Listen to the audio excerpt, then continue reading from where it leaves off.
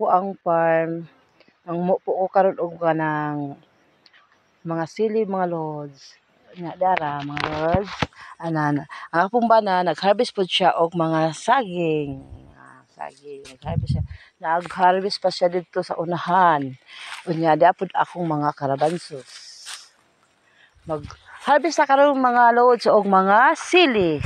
Di ako karon mga lods kay nagmuha ko og mga sili mga lods.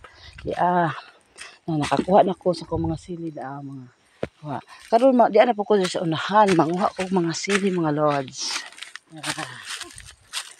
Yan mga lods, ako mga sili mga lods. Mang-harvest ta karon og mga sili.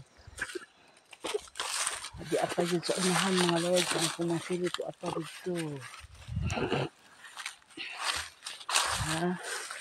Harvest ta mga lods og mga sili.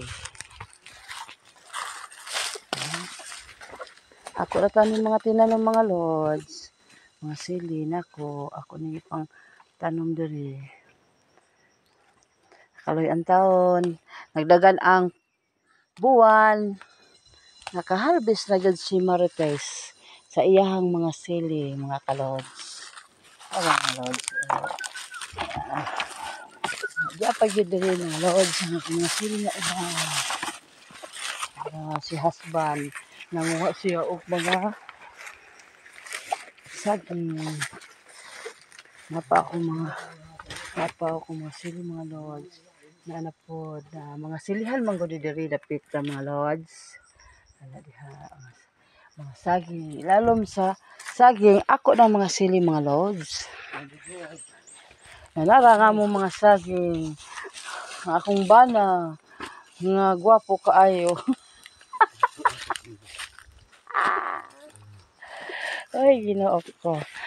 Muna mga guys, salamat. Good morning. Thank you for watching. Magpadayon ta sa ato ang pagpangmupo karon.